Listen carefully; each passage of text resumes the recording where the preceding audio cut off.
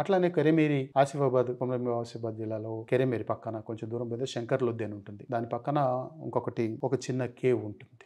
కపిలై గుహలు అంటారు. దాదాపు ఆయన ఠాకూర్ రాజారాం సింగ్ అని పెద్దపల్లి నుంచి చేసినటువంటి చరిత్రకారుడు. ఆయన ఎన్నోసార్లు పరిశోధన చేశాడు. దాదాపు ఒక 5 కిలోమీటర్ల పొడుగుంటది అని ఆయన రాసుకున్నాడు. 5 కిలోమీటర్ల పొడుగు ఏముంటుందో తెలియదు కానీ మేము ఒక హాఫ్ కిలోమీటర్ లోపలికి చీకట్లు ఉన్నాయి. సాయంత్రం పూట వెళ్ళి దిగినాము. మా దగ్గర ఈ ఫోన్ లైట్స్ తప్ప వేరే లైట్స్ లేవు. అది కూడా అత్యద్భుతమైన సున్నం గుహలే. అక్కడ కూడా స్టాలక్మైట్స్ ఉన్నాయి. అందులో ఉన్న ఒక దేవత ఉంటుంది. దేవత అంటే దేవత కాదు, దాన్ని ఏమంటామంటే అవక్షేప శిలలు అంటాం మనం, సెడిమెంటల్ రాక్స్.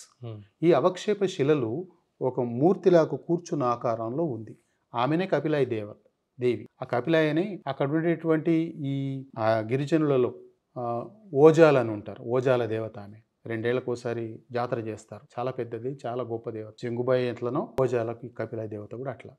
అది చూసినాం. దాన్ని కూడా బయట పెట్టినాం. లేదు.